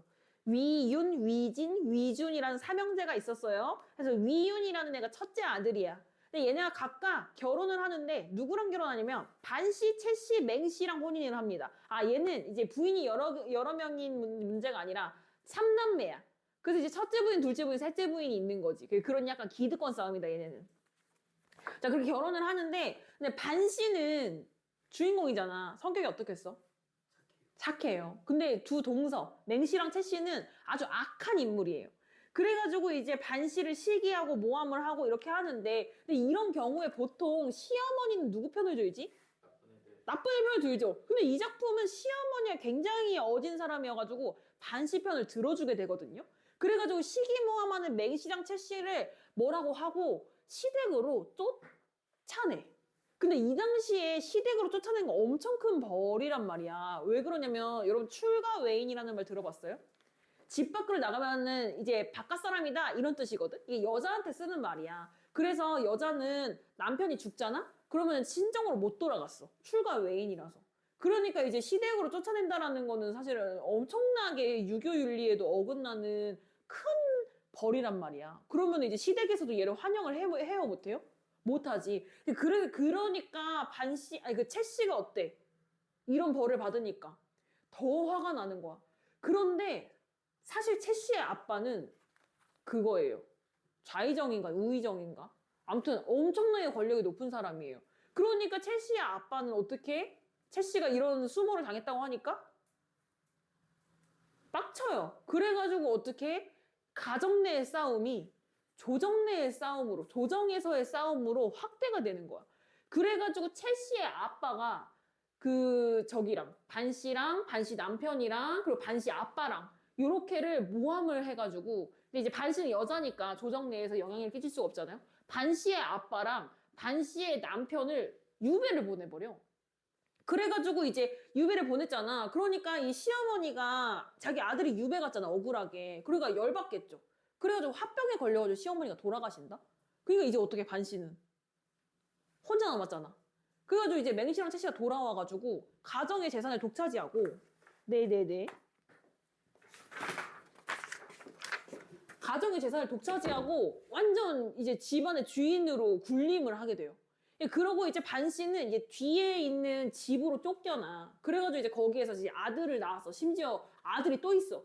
그러니까 이제 그 아들이랑 같이 이렇게 지내는데 그 아들을 몰래 밤에 공부를 시켜. 선생님을 데려다가. 그거를 채 씨한테 들킨 거야. 그래가지고 이제 채 씨가 남편한테 이제 쫑알쫑알 된 거지. 이제 저기가 반 씨가 너를 뭐 어떻게 하고 너를 밟고 일어서려고 아들을 이 가문의 1인자로 만들려고 지금 저렇게 뭐 계략을 꾸미고 있다 이렇게 하는 거야. 근데 둘째 남편 이런 악인을 부인으로 들인 거 봐서 둘째 남편도 성격이 어떨 것 같아? 둘째 아들도 안 좋겠지. 이 모함을 속아 넘어가요. 그래가지고 그래? 그럼 안 되지 해가지고 반씨 모자를 죽이려고 합니다. 그래서 몰래 자객을 보내서 그 뒤뜰에 있는 초가집에서 살고 있었거든. 그 초가집에 불을 내. 그런데 그날 불이 나는 날 반씨의 꿈에 누가 등장하냐면 누가 등장할까? 지금 반씨 편인 사람은 누구 있지? 그치, 시어머니가 등장해.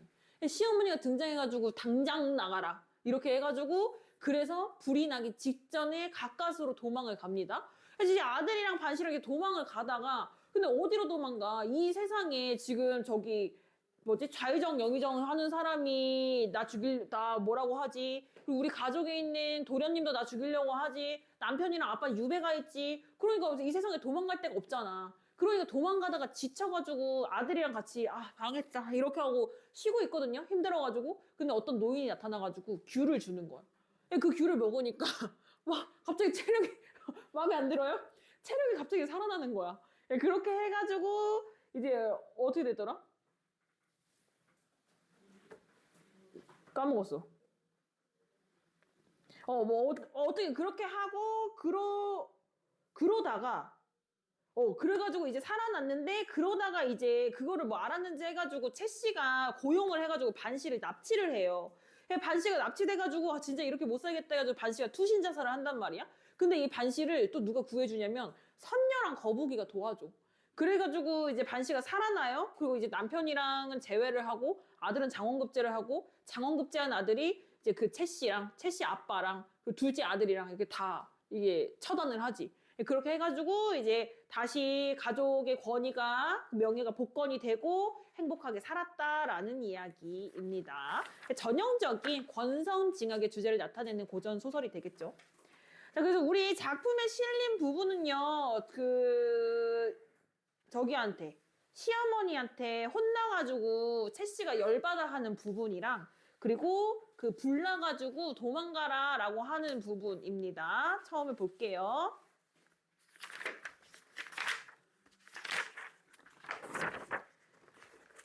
위윤, 위진, 위준, 삼형제는 각각 반씨, 채씨, 맹씨를 아내로 맞이해요. 맏며느리 반씨는 어질지만 두 동서는 반씨를 시기하고 모함해요. 시어머니 양씨는 반씨의 진심을 알고 두 며느리를 꾸짖어요. 다음 분문으로 가면. 그래서 채씨가 분함을 참지 못해서 양부인께 하직하고 맹씨와 더불어 서로 이별할세. 채씨와 우리 고전소설은 인물 간의 관계를 파악하는 게 굉장히 중요해요. 왜 그러냐면 인물, 한 명의 인물을 가리키는 용어가 여러 개거든요. 그래서 이게 누군지를 정확하게 파악을 해야 되는데, 자, 그러면 우리, 그리고 고전소설의 특징이 선인과 악인이 분명히 구분이 된다. 우리 아까 작품도 어땠어? 노인이랑 왕수제는 선인이야. 구미호는 악인이야. 그게 분명히 구분이 됐죠. 이 작품도 선악구도의 대립이 뚜렷하기 때문에 선인과 악인을 구분할 거야. 자, 채씨 동그라미야, 세모야? 동그라. 좋은 사람이야, 나쁜 사람이야? 나쁜 사람 앞에. 나쁜 사람은 세모야. 채씨 세모. 등장인물 특징들 정리할 거예요. 둘째 며느리고요. 제일 나쁜 사람이에요. 제일 빌런이에요. 반시를 시기하여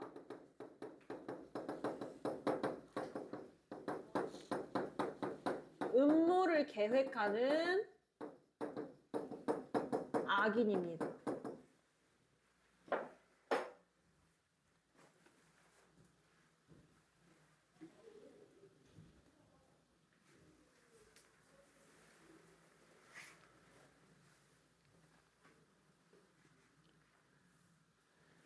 양부인 동그라미 세모.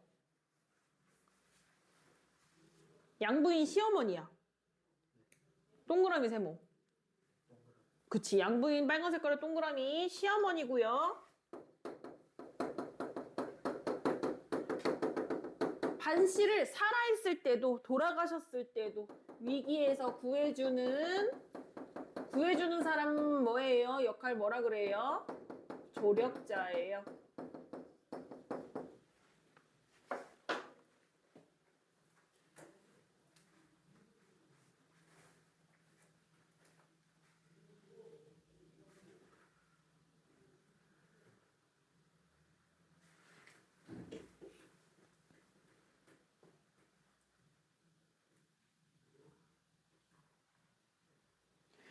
자, 그 양부에게 하직하고는 어르신, 이게 높은 사람한테 인사한다라는 뜻이거든요. 근데 인사를 하직한다라는 말은 이제 완전히 이별할 때, 그 좀 오랫동안 이별하거나 어쨌든 이렇게 잠깐 외출이 아니라 완전히 이별할 때 하직한다라고 한단 말이야. 그러니까 지금 얘 채부인이 어디를 가게 된 상황이라는 걸 알 수 있는 거예요. 어디로 쫓겨나는 거야. 그치. 그래서 거기다가 까만 색깔로 밑줄 칠게요. 양부인께 하직하고 채부인이 친정으로 쫓겨나게 된 상황입니다. 그러면 어떻게 보면, 물론 당연히 채부인이 잘못한 거지만 시어머니가 좀 현명하게 대처하지 못했다. 아쉽다, 그 부분이.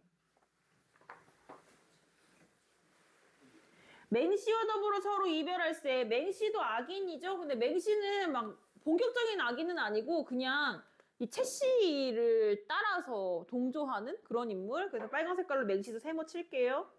맹씨는 그렇게 주요 인물이 아니라 그냥 세모만 칠게요. 자, 그래서 채씨가 이제 맹씨를 어떤 말로 구워 삼는지는 다음 시간에 하도록 하겠습니다. 다음 시간 화요일까지 숙제 잘 해오세요.